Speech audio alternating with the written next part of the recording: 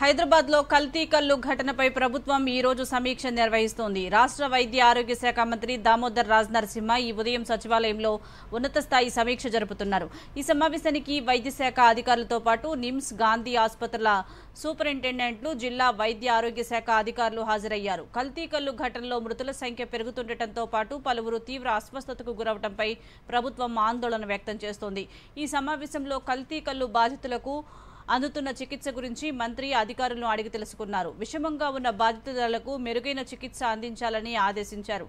మరోవైపు కుకట్పల్లి కల్తీ కల్లు ఘటనలో తీవ్ర ఆరోగ్య సమస్యలకు గురైన బాధితుల సంఖ్య 50కి చేరింది. గాంధీ ఆసుపత్రిలో 14 మంది బాధితులకు ఇంకా చికిత్స కొనసాగుతోంది. నిమ్స్ లో 34 మంది బాధితులు చికిత్స పొందుతున్నారు. వీరిలో 6గురికి పరిస్థితి విషమంగా ఉండటంతో డయాలసిస్ నిర్వహిస్తున్నారు. అలాగే ఈఎస్ఐ ఆసుపత్రిలో ఒకరు, ప్రైవేట్ ఆసుపత్రిలో మరొకరు చికిత్స పొందుతున్నారు.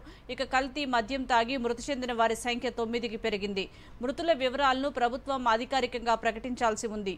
కల్తీ కల్లు ఘటన నేపథ్యంలో బాలానగర్ అబ్కారీ శాఖ అధికారులు ఇప్పటి వరకు 4గురిని అరెస్టు చేశారు. మరొకరు పరారీలో ఉన్నారు. కల్తీ మద్యం తయారీ, విక్రయంపై కఠిన చర్యలు తీసుకుంటామని పోలీసులు